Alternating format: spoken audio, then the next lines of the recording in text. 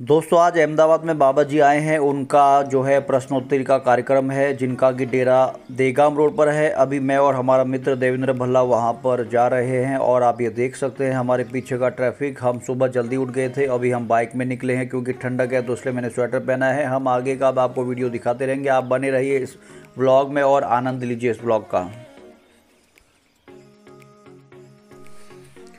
इस वक्त दोस्तों सुबह के 6:45 हो चुके हैं। हम बाबा जी की डेरे की ओर निकल चुके हैं। ये आप देख सकते हैं आसपास का भव्य नज़ारा। दोस्तों ये कैनाल है, यहाँ से सीधी रोड बाबा जी के डेरे पर ही जाती है। ये शॉर्टकट रास्ता है। ऐसे आप रिंग रोड से देगाम वाली रोड से भी जा सकते हैं, मगर हम लोग नाना चिरौड़ा की रोड से जा रहे हैं क्योंकि मेरा दोस्त देवेंद्र भल्ला जो है वो एयरपोर्ट के पास रहता है, तो हमको यही शॉर्टकट रास्ता पड़ता है। हम आज बाबा जी का प्रश्नोत्तरी का कार्यक्रम है जो कि 9:30 बजे से शुरू होगा और 11 बजे तक चलेगा। तो आपको उसमें क्या क्या खास उन्होंने बताया वो भी हम आपको इस व्लॉग में दिखाएंगे। तो आप व्लॉग में बने रहिए और एंजॉय करिए इस व्लॉग को। आई होप कि आप इससे बहुत कुछ सीखेंगे।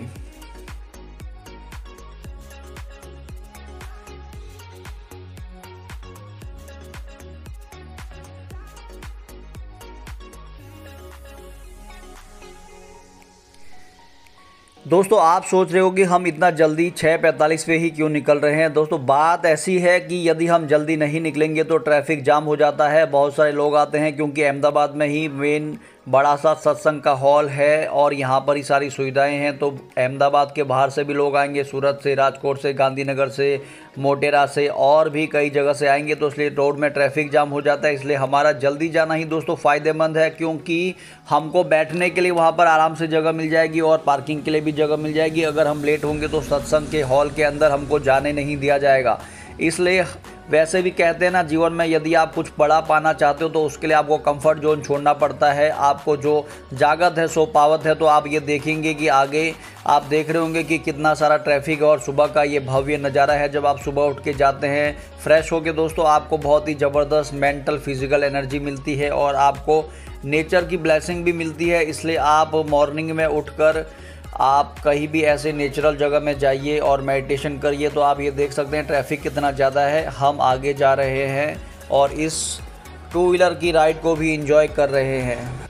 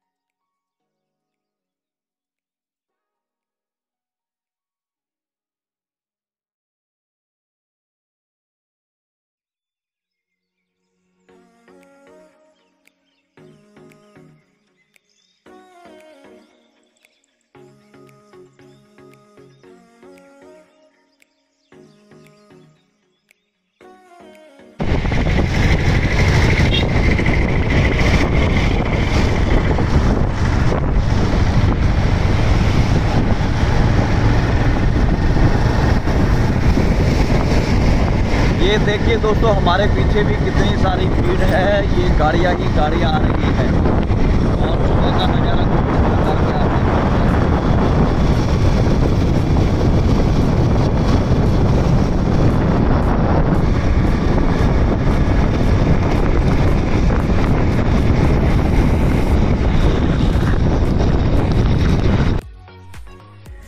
दोस्तों हम डेरे के करीब पहुंचने ही वाले हैं। अभी आप देखेंगे कि हम डेरे के अंदर जाएंगे। ये गेट नंबर 5 है, इससे हम अंदर जाएंगे। अंदर दोस्तों वीडियोग्राफी करना, फोटोग्राफी करना अलाउ नहीं है, तो अंदर का आपको हम दिखा नहीं पाएंगे। हम आपको पार्किंग तक ही दिखाएंगे। तो आप ये देखिए अभी हम अंदर जा रहे हैं।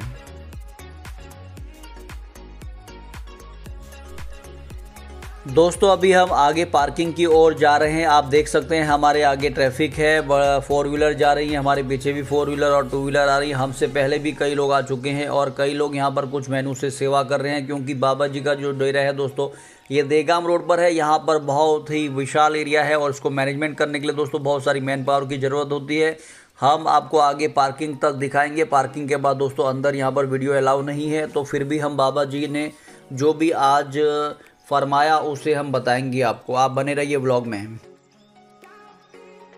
यहाँ पर दोस्तों 2 व्हीलर के लिए अलग पार्किंग की सुविधा है और 4 व्हीलर के अलग है। ये राइट साइड पर 2 व्हीलर की पार्किंग है और लेफ़्ट साइड पर 4 व्हीलर की पार्किंग है। क्योंकि हम बाइक लेके आए हैं तो इसलिए हम जा रहे हैं राइट साइड पे अपनी पार्किंग करने के लिए।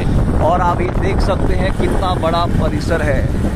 तो आप दोस्तों जब आप इतने बड़े परिसर में जाते हैं आपकी ऊर्जा भी विराट हो जाती है। आप इस ऊर्जा को आप अपने अंदर संग्रहित कर सकते हैं। यही है अबंडेंस मेंटलिटी। ये देखिए 13 नंबर का यहाँ पर बोर्ड लगा है, पार्किंग 13 नंबर। सब कुछ 13 ही है।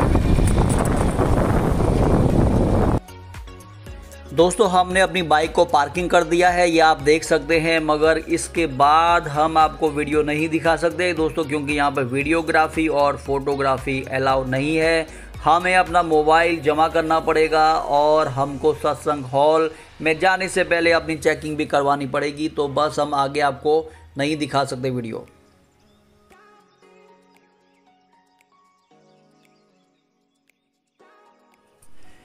दोस्तों हमने प्रश्नोत्तरी का बाबा जी का कार्यक्रम अटेंड किया, उसके बाद हमने लंगर ले लिया दोस्तों। अभी लंगर लेने के बाद हमें 1 बज चुका है। अभी हम चाय पी रहे हैं, थोड़ा रिलैक्स हो रहे हैं। आप देख सकते हैं हमको।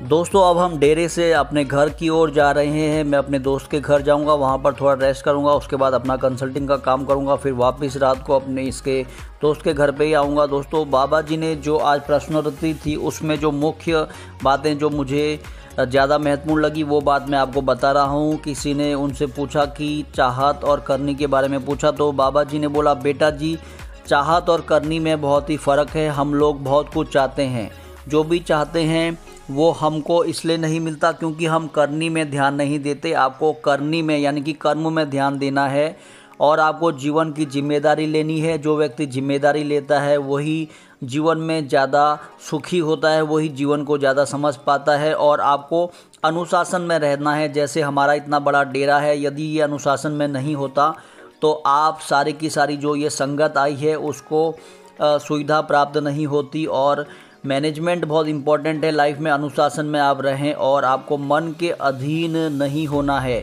हम सब मन के अधीन हैं, इसलिए ही हम उस रूहानियत को अनुभव नहीं कर पाते। तो आपको 24 घंटे में से कुछ समय उसके लिए निकालना है जिसने ये दुनिया बनाई है। आप ज़्यादातर 24 घंटे कुछ ना कुछ मांगते रहते हैं। जो मिला है उसकी कद्र करें और उसके लिए आभारी रहें और मन को काबू करें। मन के अधीन अगर आप रहेंगे तो आप जीवन में तरक्की नहीं कर सकते। आपको मन के अधीनता से निकलने के लिए जिस्मानी से रूहानी दायरे में आना होगा। जब आप रूहानी दायरे में आएंगे, कुदरत और मालिक आपको मदद करेगा।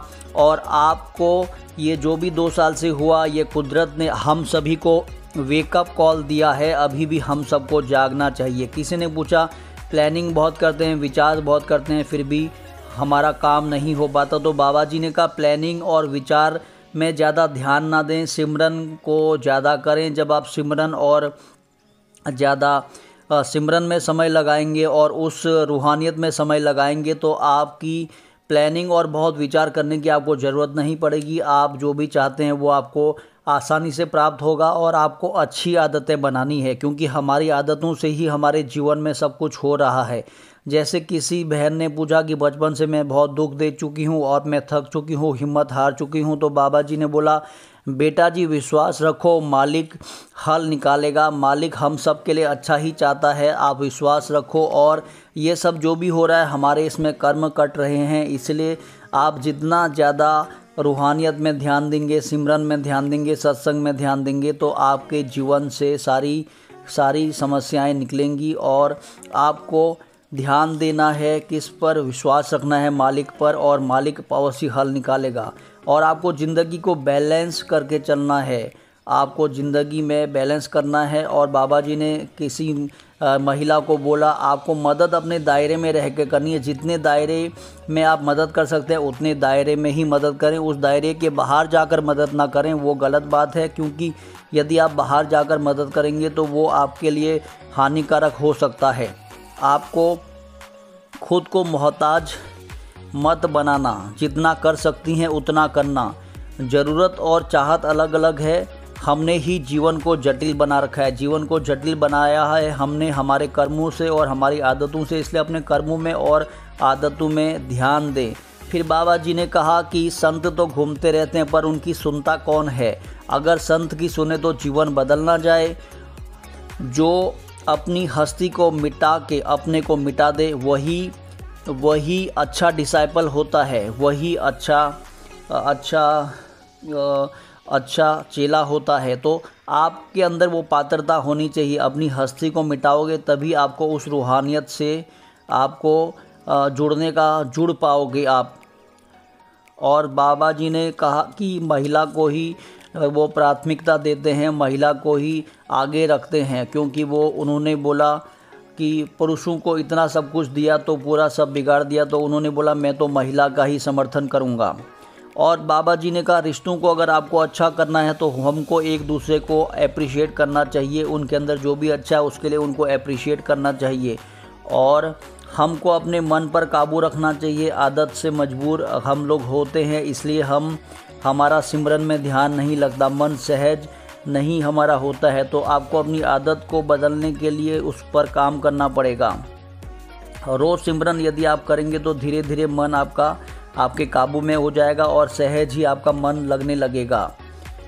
जब तक मन में सिमरन नहीं, ध्यान नहीं हो सकता, रूहानी सफ़र तब शुरू होगा जब मन टिकेगा। इसलिए सिमरन करें। पहले मन को स्थिर करने के लिए सिमरन करना बहुत ज़रूरी है।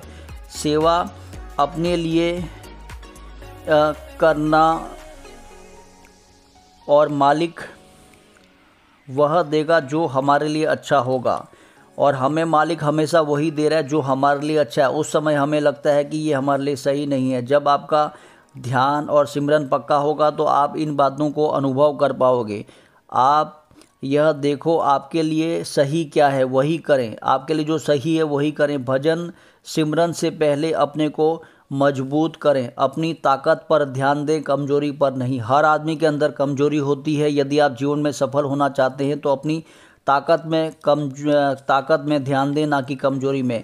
ऑर्गेनाइजेशन के बारे में उन्होंने बोला कि ऑर्गेनाइजेशन लोगों से बनती है, पहचान संगत से है। जिम्मेदारी का एहसास ही महत्वपूर्ण है। हर को अपनी जिम्मेदारी समझनी चाहिए। हर एक की अपनी अपनी अवस्था है, जानना ही सबसे बड़ी अवस्था है। आप अच्छा उदाहरण बने, दूसरों की बात न करें। आप ये क्या कर रहा है, वो क्या कर रहा है, संगत के बाहर जाकर लोग ऐसी हरकतें करते हैं, उस पर ध्यान देने की बजाय आप खुद अच्छा बने और एक अच्छे उदाहरण बने। एक मालिक हम सब उसके बच्चे, मकसद है एकता है। दूसरों को मत कहें मैंने सही करना है, शुक्रिया मालिक का करो, मेरा नहीं करो। मैं कुछ भी नहीं कर रहा हूँ, सब कुछ वही है, करन करावनहार मालिक। कर्मों का हिसाब किताब है, सब कुछ कर्म से हो रहा है। सुख दुख भी कर्मों का हिसाब ही है। ध्यान और वक़्त उस मालिक के लिए निकालो जिसने आपको सब कुछ दिया है। तो आपका सब कुछ बदल जाएगा। उसको धन्यवाद करो, मालिक से रिश्ता जोड़ो। जब आप मालिक से रिश्ता जोड़ोगे तो आपके अंदर रूहानियत आएगी और आपका सिमरन में भी ध्यान लगेगा, भजन में भी ध्यान लगेगा और आपको बहुत अच्छा लगेगा। स्वभाव बदला नहीं जा सकता, आदत कैसे पड़ी, वक्त के साथ पड़ी। हम किसी न किसी चीज़ के मोहताज हैं, लक्ष्य को सामने रखकर उसकी ओर बढ़ना है। जीवन में सब कुछ है, बात पहचान की बात है, इसलिए सोच विचार कर चलना है। दोस्तों ये सब बाबा जी की कुछ खास बातें थी, आपको भी अच्छी लगी होंगी। आप नीचे कमेंट करिए यह बातें आपको इनमें से क्या क्या सीखने को मिला। दोस्तों हम घर पर आ चुके हैं। इस वक्त हमारा एक मित्र है देवेंद्र भल्ला, उसके घर में मैं ये आप देख रहे हैं सोफा में लेटा हुआ हूँ। हम सुबह जल्दी उठ गए थे दोस्तों। अभी हम कम से कम 1 घंटा थोड़ा रेस्ट करेंगे, फिर उसके बाद हम अपने काम पे लग जाएंगे, क्योंकि मुझे भी 1-2 कंसल्टिंग करनी है। आशा करता हूँ कि ये ब्लॉग आपको पसंद आया होगा। आपके भी बहुत सारे मन के सवाल इस ब्लॉग के जरिए समाधान हो चुका होगा। आज हमें काफी आनंद आया, आपने भी इस ब्लॉग को एंजॉय किया होगा। यदि आपको ये ब्लॉग पसंद आया तो दोस्तों इस वीडियो को लाइक करिए, शेयर करिए और यदि आप मेरे चैनल में नए हैं तो मेरे चैनल को सब्सक्राइब करिए। कल मिलेंगे दोस्तों एक और ब्लॉग में, कल क्योंकि बाबा जी का सत्संग का कार्यक्रम है, कल भी हम अटेंड करने वाले हैं, इसलिए आज रात को भी मैं मेरे दोस्त के घर पे ही रुकूंगा, क्योंकि मैं रहता हूँ मोटेरा और ये मेरा दोस्त जो देवेंद्र भल्ला है वो एयरपोर्ट के पास रहता है। यहाँ से दोस्तों डेरा बहुत ही पास पड़ता है और इसलिए ही यहाँ पर मैं वापिस आज रात को स्टे करने वाला हूँ। तो मिलते हैं कल के ब्लॉग में, तब तक के लिए दोस्तों अपना ख्याल रखिए, खुश रहिए, बाय फॉर नाउ।